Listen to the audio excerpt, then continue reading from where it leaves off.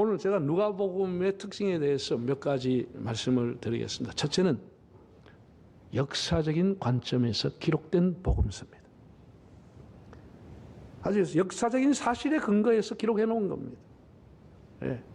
그래서 어떤 성경보다도 누가는 상세하게 세례 요한의 집안과 부모의 이름까지 적어 놓으면서 어떻게 세례 요한이 잉태하게 되느냐, 그걸 누가복음에만 상세하게 기록되어 있습니다. 이 장에 보면 예수님의 탄생과 함께 목자들이 찬양을 하고 아기 예수님을 가서 경배하게 되고, 포대기에 담겨있는 아기 예수가 정결례로 성전에 왔을 때에 그 아기를 받아서 하나님을 찬양했던 시므온과 안나에 대한 얘기까지 기록해 놓았습니다. 그리고 사복음서에 유일하게 예수님의 유년 시절과 소년 시절을 기록해서 12살을 되던 해에 예수님이 그 부모와 함께 예루살렘 성전에 가서 유월절을 지키러 갔다라고 하는 것을 기록하고, 거기서 유대 사회에서 최고의 당대의 최고의 랍비들과 세상 12살 어린 소년 예수님이 서로 대화를 율법을 가지고 대화를 했다는 거예요. 그 랍비들이 깜짝 놀랐다는 거예요. 세상에 이런 신동이 어디 있냐, 놀래버렸다는 것이죠. 예수님은 키가 자라고 지혜가 자라면서 하나님과 사람에게 더 사랑스러워 가시더라. 그 유년기와 소년기를 아주 잘 기록을 해 놓았습니다. 그러면서 누가는 언제 어디서 누가 이런 것을 아주 명확하게 적어놨습니다. 그래서 이것이 사실에 근거한 이야기다라고 하는 것을 연대를 추정하면 누구나 알 수 있도록 해놓았습니다. 한번 화면을 통해서 2장 1절부터 볼까요? 그때에 가이사 아구스도가 영을 열어 천하로 다 호적하라 했으니 이 호적은 구레노가 수리아 총독을 있을 때 처음 한 것이다. 자, 한 2장을 보세요. 예수님의 그 부모님인 요셉과 마리아가 가이사 아구스도가 천하에 호적을 하라는 명령을 내렸다. 그때 베들레헴으로 가게 된 것이다. 나사렛에서. 그때 이 예루살렘과 수리아 지역을 다스렸던 총독은 누구냐? 구레노라고 하는 사람이었다. 이 구레노라고 하는 사람을 찾고 아구스도를 찾으면 연대가 다 나오게 되어 있습니다. 네. 그렇죠? 이 총독이라고 하는 말이 나오는 것을 보면 이미 로마의 지배를 받고 로마가 파견한 사람이다라는 알 수 있잖아요. 호칭에서. 그 다음에 3장을 한번 읽어볼까요?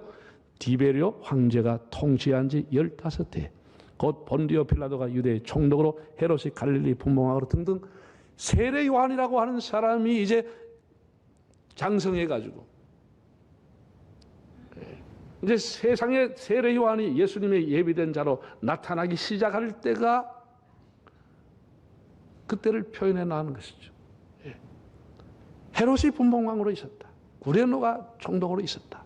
이런 것이 다 성경에 다 기록되어 나오죠. 디베로가 통치한 지 15년이 되던 해 유대는 본디오 빌라도라고 하는 사람이 통치하고 있을 때, 2절을 보면은 안나스와 가야바라고 하는 사람이 대제사장으로 있을 때 세례 요한이 광야에 나타났다.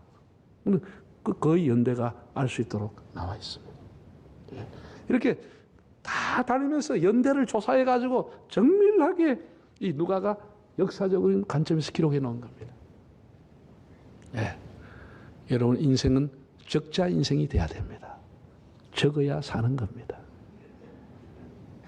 막 여러분 기억이 아무리 여러분 머리 좋고 생생해도 5년 10년 가면 사람도 왔다 갔다, 연대도 왔다, 날짜도 왔다 갔다, 사건 내용도 왔다 갔다 해서 엉터리가 돼버립니다.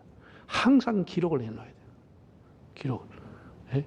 기록하는 습관을 가져야 돼요. 그래서 스마트폰 사면은, 저는 20년 전부터 스마트폰 사면 항상 이게 메모할 수 있는 스마트폰을 사면 언제든지 꺼내가 메모가 가능한 거예요. 메모가. 요즘 뭐 치면 되니까 메모할 수 있는 걸 항상 가지고 다녀야 실수하지 않고 영감이 떠오른다. 설교 제목이 떠오른다. 아, 이걸 한번 써야 되겠다. 이러면 바로바로 그때 기록을 해 놓아야 잊어버리지 않죠. 기억은 하루 종일 기억도 만났던 사람 이름조차도 기억 안 날 때가 있습니다. 네. 둔필 승총이라고 그랬어. 둔필. 둔한 필이 총명한 머리를 이긴다고 그랬어. 희미한 잉크가 또렷한 기억보다 더 오래 가는 것이에요. 네? 세계 유네스코에 등재된 기록물은 누군가가 다 1000년 전에, 2000년 전에, 500년 전에 기록해 놓았기 때문에 그 기록을 보고 등재해 주는 것입니다. 말로 한다고 되는 게 아닙니다. 여러분 나중에 재판받을 때 뭐 증거를 내려라. 말로, 그건 누가 믿어줍니까? 기록이 나오면 그 기록이 증거가 되는 것입니다. 우리 항상 이렇게 적는 습관을 길러야 되는 거예요.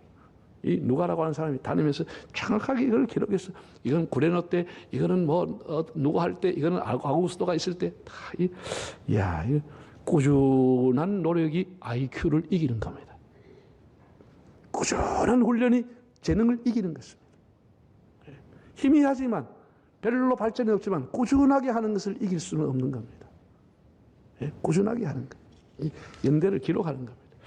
역사적인 관점에서 기록했다가 두 번째는 사회적인 약자의 복음이고 특별히 여성의 복음이 누가복음입니다.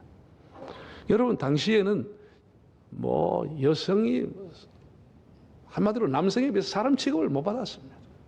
우리 100년 전에도 그랬습니다. 올해 2000년 전이야 말할 게 뭐 있겠습니까? 천대당하고 멸시당하고 여자로 태어나지 않은 것이 감사하다. 유대인이 이렇게 기도했다니까요. 공적인 기도에. 얼마나 무시했으면 그런 기도를 했겠습니까? 그런데 누가는 이 세상의 이 사회적인 약자인 여성에 대한 얘기를 많이 기록해 놓았습니다. 우리가 예수님의 탄생을 보면 다 마리아에 대한 얘기가 나와 있습니다. 누가만 엘리사벳과 안나에 대한 얘기를 기록해 놓았습니다. 그렇죠? 7장을 보면 난성 가부의 아들이 죽었을 때 난성 가부의 눈물을 주님이 닦아주신 내용이 나와 있습니다. 8장을 보면 귀신 들렸다가 낳은 막달라 마리아에 대한 얘기와 함께 물질로서 예수님을 섬겼던, 물질로서 예수님의 사역을 후원했던 사람의 이름이 나오는데 여성의 이름만 나와 있습니다. 헤롯의 청지기 구사의 아내 요한나와 수산나와 몇몇 여인들이 주님을 섬겼다. 그때 그 남자들은 뭐 했는지 모르겠습니다. 예수님을 물질로 스폰서해 준 사람이 여성이었는데 그 여성 이름이 누가복음에만 기록되어 있습니다. 10장에 보면 마리아와 마르다가 예수를 만난 얘기가 나오고 18장에 가도 한 억울한 가부가 불의한 재판관이지만 날마다 찾아가서 내 사정을 들어달라, 내 이렇게 한을 들어달라고 했을 때 그 재판장이 불의하지만은 귀찮으니까 들어주었다. 기도할 때 낙심하지 말고 기도해라. 한 억울한 가부의 예를 들으면서 기도의 교훈을 주셨습니다. 21장에도 보면 예수님께서 성전에서 헌금계에 헌금하는 것을 봤습니다. 한 유대인이 와서 아주 거드름 피우면서 뭉태기 돈을 성전계에 떨어뜨렸습니다. 가난한 가부가 엿점 두 랩돈을 주님 앞에 드렸을 때 예수님이 그걸 보시고 저 가난한 가부의 헌금이 하나님 앞에 상달되었다고 말씀했습니다. 23장에 보면 십자가를 지고 예수님 골고다로 가실 때도 많은 여인들이 눈물 흘리며 따랐습니다. 예수님 그때 멈추어서 그 여인들에게 하셨던 위로의 말씀이 뭐였습니까? 예루살렘의 딸들아 나를 위해 울지 말고 너와 너의 자식을 위해 울어라. 눈물 흘렸던 여성들을 위로하셨던 주님의 말씀이 기록되어 있습니다. 24장에 보면 부활의 새벽 미명에 막달라 마리아와 요한나와 야고보의 모친 마리아와 그 외 여인들이 부활의 현장을 목격했다고 기록을 했습니다. 당시에 소외되고 가난하고 천시받던 여인들, 가부들의 삶을 그들의 비유를 통해 가지고 구원의 기쁨을 맛보도록 여인을 위한, 약자를 위한 복음서라 이렇게 말할 수 있습니다.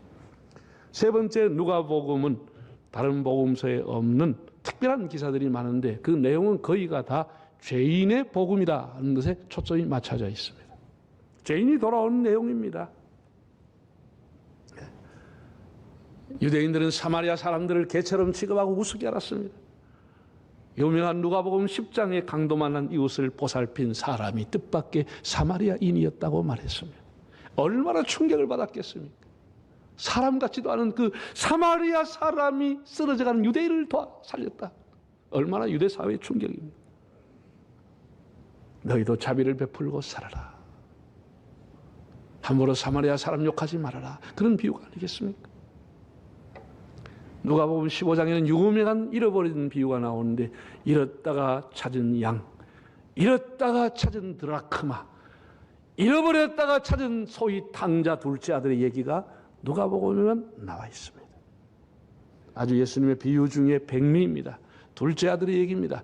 누구든지 하나님 앞에 돌아오는 자는 그가 빈손으로 온다 할지라도 하나님의 자녀가 회복된다라고 하는 것을 가르쳐 주고 있습니다. 16장에는 부자와 나사로의 얘기가 나와 있습니다. 아브라함의 품에 안겨있던 노숙자 나사로, 얼마나 충격입니까?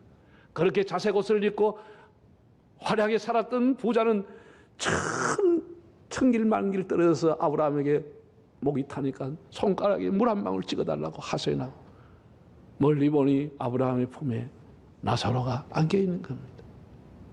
여러분, 이게 청천벽락이 아니요? 네? 노숙자가 아브라함 품에 안겨있다는 겁니다. 왜 그럴까요? 부자가 저지른 죄가 뭐예요? 그 사람 돈을 뺏었습니까? 그 사람 인권을 짓밟았습니까? 그 사람 무시했습니까? 성경에 그런 예화는 나와 있지 않아요. 사마리아 사람이 고쳐줬던, 고했던 강도 만난 사람, 그 레위인과 제사장이 지나갔습니다. 그 사람 죄가 뭡니까? 레위인이 발로 밟았습니까? 제사장이 가서 칼로 찔렀습니까? 아니죠. 무관심이라고 하는 겁니다. 무관심이라고 하는 겁니다. 자기 집 문간에 노숙자 거지가 있지만 무관심하고 살았다는 거예요. 그 많은 것을 가지고 무관심하고 살았다는 거예요. 내가 줄일 때 네가 나를 돌봐줬고, 내가 헐벗을 때 나를 입혀주었다. 주님 그렇게 말씀했는데 그냥 무관심했다라는 것이죠. 자기 배를 위해 살았다는 거죠.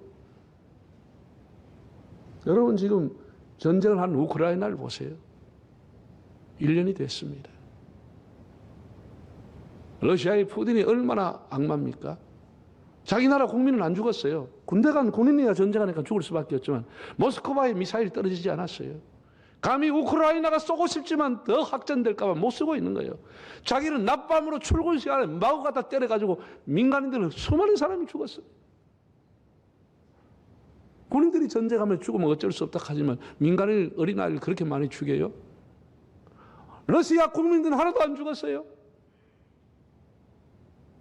이런 못된 짓을 하고 있어요. 그 고향에 돌아가지 못하고 890만 명, 약 1000만 가까이가 난민으로 돌아다니고 있습니다. 난민으로. 불안해서 못 가기 때문에. 가봤다 집이 다 무너져 있고. 이번에 시리아 튀르키야 얼마나 큰 일이 터졌습니까? 지난주에 우리 한국교회 봉사한 그린 닥터스에서 의료 진료 한 주간 하고 왔어요. 그 같은 장소가 안타키아라고 하는 곳인데 이것이 성경에 나오는 초대교회 안디옥 교회고 누가가 안디옥 교회 출신입니다. 누가라는 사람이 안디옥 교회 출신이에요. 저도 오늘 새벽에 3시에 일어나서 1시간 동안 손 들고 기도했습니다. 너무나 불쌍했어. 차라리 죽어버렸을 걸. 뭐 하려고 그 집 구덩이 속에서 오시고 뭐 하나도 못 건지고 음식 하나 못 건지고 알몸으로 나왔는데 뭘 게 있습니까? 잠자리가 있습니까? 전염병은 나돌고 있고 날씨는 춥고 온 천지가 다 대소변하는 화장실 다 돼버렸고 그런 살아있는 사람이 그런 생각이 안 들겠어요? 이런 고통 속에 살아가고 있는 것을 위해서 우리가 하나님 앞에 여러분 기도하시기를 바랍니다. 우리가 해줄 수 있는 걸 그들 위해 기도하는 겁니다. 기도하는 거예요. 기도하는 거예요. 이것도 우리가 무관심하면 안 되잖아요. 그리고 기도해야 되잖아요. 북한 사람들 불쌍하니까 기도하는 겁니다. 네? 주님은 우는 자와 함께 하라. 우는 자의 눈물을 닦으라고 말씀을 했습니다. 그 다음에 유명한 19장의 삭개오에 대한 얘기가 나옵니다. 아주 드라마틱한 얘기죠. 세상에 그 세리장이라고 하는 직급을 가진 사람이 뽕나무 위에 돌무화과 나무 위에 아무도 모르게 새벽에 갔는지 밤에 갔는지 올라갔다는 것을 예수님이 지나간다는 소식을 듣고 거기서 숨 죽이면서 누가 볼까 싶어서 그 이포리로 자기 얼굴을 다 가리고 감추고 조용히 예수님의 얼굴이라도 보고 싶어 갔던 그 뽕나무에 간 삭개오. 이거 완전히 특종감 아닙니까 이거? 이걸 누가가 알고 기록했다니까. 기록했다. 예수님께서 가까이 오셔서 세상에 쳐다보면서 삭개오야 이리 내려오너라. 삭개오가 아마 떨어져서 기절하지 않았겠나 싶습니다. 놀래 빠져가지고. 얼마나 놀랬겠습니까? 자기 이름이 불렸을 때 얼마나 놀랬겠습니까? 숨죽이며 조용히 있던 그가 삭개오야 내려오너라. 아마 떨어졌을 겁니다. 못 내려왔을 겁니다. 그 뒤에 말이 더 충격적입니다. 예수님 뭐라고 했는지 아세요? 오늘 내가 네 집에 유하여야 하겠다. 이거 있을 수 없는 얘기 아니에요, 유대 사회에서. 그 바로 뒷절을 보면 사람들이 수군거리면서 손가락질하면서 저가 죄인의 집에 간단다 라고 조롱했습니다. 저가 죄인의 집에 간단다. 그렇게 멸시받았던 삭개오. 누구든지 예수를 영접하는 사람은 새로운 삶을 살아갈 수 있다고 하는 것을 누가는 이렇게 기록해 놓은 것입니다. 제가 다시 말하지만 23장의 십자가 옆에 강도, 참 극적으로 마지막 죽음 직전에 구원의 찬스를 잡은 사람입니다. 이 세상에 죄악된 일이 많고 참 죽을 일 쌓였구나. 이 강도가 일생도록 한 짓이라고 하는 것은 죽을 일이 쌓여지는 일만 하고 살아온 거예요. 그러나 우리나라 별 차이가 뭐가 있어요? 죽은 짓을 하면서 그 죽을 일을 쌓여온 거예요. 쌓여온 거예요. 그러나 누가는 이 본문을 통해서 우리에게 사람이 살아있는 동안에 기도를 포기하면 안 되고 사람이 살아있는 동안에 전도를 포기하면 안 되는 것이라고 하는 것을 가르쳐주고 있잖아요. 살아있는 동안에 기회가 있다는 것이죠. 죄인들의 복음이라 이렇게 보겠습니다. 네 번째, 누가복음을 보면은 다른 복음서보다도 성령, 기도, 찬송이라는 단어가 훨씬 더 많이 나옵니다. 배 이상 나옵니다. 여러분, 예수님의 제자들은 예수님이 살아계시는 동안에는 성령이라는 것을 몰랐습니다. 성령을 몰랐습니다. 성령, 예수님이 성천하시고 성령 강림한 이후에 성령을 체험하게 된 것이지 그전에는 성령을 몰랐습니다. 그런데 누가는 1장부터 성령에 대한 내용을 기록해 놓았습니다. 1장 15절에 천사가 사가랴에게 나타나서 장찬할 아이의 이름을 요한이라 하라. 그는 모태로부터 성령의 충만함을 받았다. 여러분, 이런 사람이 세례 요한이에요. 세상에 모태에 있을 때부터 세상에 나오기 전에 성령 충만한 사람 세례 요한입니다. 모태로부터 성령이 충만하다고 그랬어요. 놀랍죠? 1장 41절에 보면 엘리사벳이 잉태 중에 있을 때 마리아가 방문했습니다. 엘리사벳이 성령이 충만하여 내 주의 모친이 어찌 내게 나오시나이까. 이렇게 안부했다는 것이죠. 성령이 충만해가지고 알아봤다는 것이죠. 2장에 보면 시므온이 성령의 감동으로 하나님의 성전에 나아갔다가 아기 예수를 만나게 되어서 주제여 나를 평안히 놓아주시는도다 찬양하게 되는 내용이 나옵니다. 3장에도 세례 요한이 예수님에게 세례를 베풀었을 때 성령이 비둘기같이 임하셨다라고 했고 4장에 예수님께서 광야의 시험을 받고 성령에 이끌리셔 승리하시게 된 내용이 기록되어 있습니다. 특별히 11장에 보면 이런 표현이 나와 있습니다. 다른 복음서에 보면 이렇게 나와 있어요. 악한 나비라도 자식에게 좋은 것을 줄 알거든 하물며 하나님 아버지일까 보냐. 다 이렇게 되어 있습니다. 좋은 것을 주겠다 이렇게 나와 있죠. 근데 누가는 그렇게 기록하지 않고 어떻게 기록했냐. 악한 자라도 자식에게 좋은 것을 줄 알며 구하는 자에게 하나님이 성령을 주시지 않겠느냐. 성령을 주시지 않겠느냐. 가장 좋은 것이 성령이라고 하는 것을 누가 이렇게 표현해 놓은 것이죠. 성령에 대한 얘기가 많고 또 이제 기도에 대한 교훈이 많이 나와요. 뭐 기도에 대한 여러 비유가 나오고 직접 예수님이 기도의 본도 보이셨는데 18장에 보면은 두 사람의 기도가 나와요. 바리새인이 자칭 의롭다고 해서 자기가 여러 사람 보는 앞에 손들고 기도했습니다. 나는 저 세리와 같지 아니하고 나는 일에 한 번씩 금식하고 나는 11조를 내고 나는 회당을 지키고 나는 뭘 하고 기도가 아니고 지 자랑이시면 기도는 지 자랑이나 지식을 자랑하는 게 아니에요. 하나님과 아무 상관이 없는 거예요. 기도는 설교 시간도 아닙니다. 기도는 하나님의 긍휼을 구하는 시간입니다. 하나님 앞에 무릎 꿇고 눈물 흘리며 하나님의 긍휼을 구하는 게 기도라고 하는 거예요. 그렇게 기도했는데 세리는 달리 기도했어. 어떻게 기도했나? 얼굴을 감히 들지 못하고 주여 저를 불쌍히 여기소서. 저는 죄인입니다. 저 이중 장군 만든 사람입니다. 저 사기꾼입니다. 저 매국노입니다. 저 동족의 피를 빨아먹은 사람이에요. 저 이 추하게 살아왔어요. 하나님 저 용서해 주세요. 이렇게 기도했다는 거예요. 근데 주님께서 그 기도를 들으시고 뭐라고 했냐? 저 세리의 기도가 하나님 앞에 상달이 됐다고 했습니다.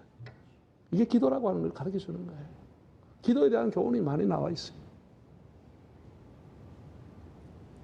또한 찬송에 대한 것이 여러 곳에 나와 있습니다. 사가라의 찬양, 마리아의 찬양, 천사들의 찬양, 시므온의 찬양, 제일 마지막 24장 53절도 늘 성전에서 하나님을 찬송하니라.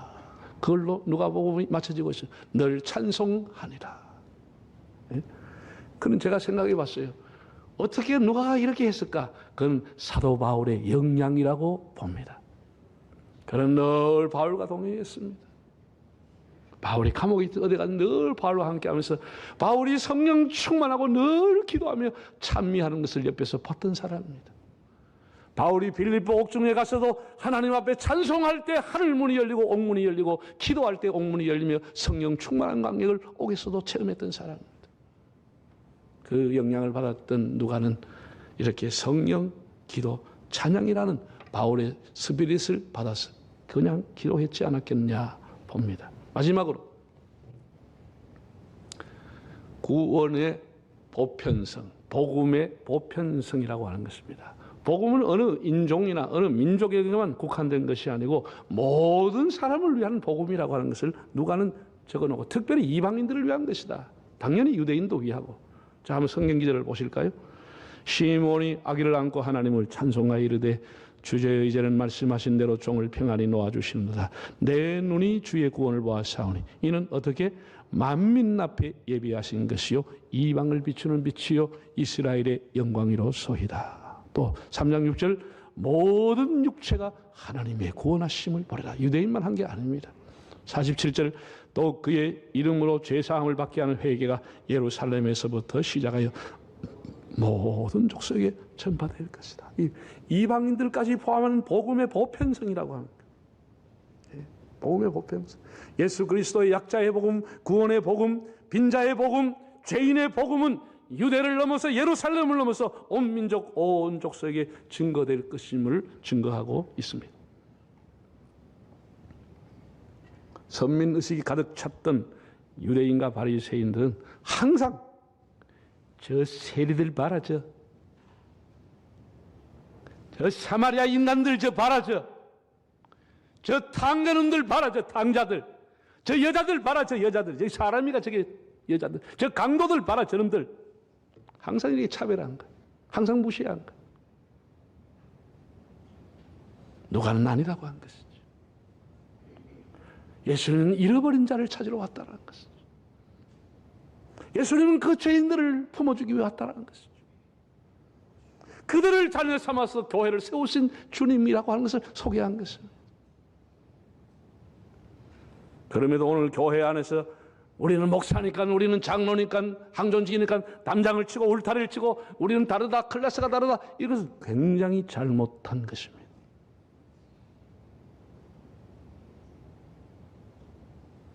주 안에서는 높고 낮음이 없습니다. 우리는 하나님 앞에서 다 같은 형제요 자매인 것입니다. 우리는 다 서로의 약함을 채워주고 보충하고 서로에게 격려하고 위로해야 될 그런 관계이지, 어떤 사람이 어떤 사람보다 더 귀하고 더 높고 그런 것은 없는 겁니다. 예수님은 잃어버린 자, 죄인들, 약자, 버림받은 사람, 소외된 사람, 그들에게도 구원의 주가 되시는 복음의 보편성, 구원의 보편성을 누가는 우리에게 가르쳐 주고 있습니다. 오늘 제가 했던 설교를 화면을 통해서 다시 한번 보실까요? 결론입니다. 이거를 읽어보시고 여러분들이 이제 집에 가셔서 누가복음을 한번 읽어보시면 이 말씀이 훨씬 더 여러분 마음에 와닿을 겁니다. 언제? 이번 주에. 1. 역사적인 관점이 여러 곳에서 이런 사람의 이름과 역사가 나와요. 2 번째, 약자와 여성의 복음이다. 3 번째, 죄인들에게 주시는 복음입니다. 네 번째, 성령 기도 찬송이라는 단어가 성령 강림하기 이전에 이미 한번 나오는 거예요. 성령 충만한 단어가 누가 보면 여러 번 나오는 겁니다. 마지막 다섯 번째가 구원은 모든 울타리를 넘어서 만민과 시대를 넘어서 모든 사람에게 증거되는 것이다 라고 했습니다. 사랑하는 여러분, 다윗의 동네에 우리를 위해 구주가 오셨으니 그분이 곧 그리스도 예수이십니다. 예수님의 소식은 하나님께는 영광이요 땅에 사는 우리에게는 평화입니다. 죄인 중에 죄인인 삭개오가 예수 만나 거듭나고, 탕자 중에 탕자가 하나님의 아들로 다시 회복이 되고, 강도 중에 강도가 죽기 직전에 예수 이름 부르며 낙원을 보장을 받았습니다. 차별이 없는 복음, 이 복음의 보편성, 십자가 사건 이후에 부활하신 예수님, 그러나 그것을 알지 못하고 시리에 빠졌던 엠마오로 낙향했던 제자들, 그들을 친히 찾아가셨어. 그들의 용기를 주시고 가슴을 뜨겁게 하시며 사명을 줘서 다시 복음 전도자로 예루살렘으로 가게 하셨던 예수님, 누가복음을 통해서 다시 한번 그 뜨거움을 경험하고 성령 충만함으로 주님과 동행하는 여러분의 삶이 되시기를 바랍니다.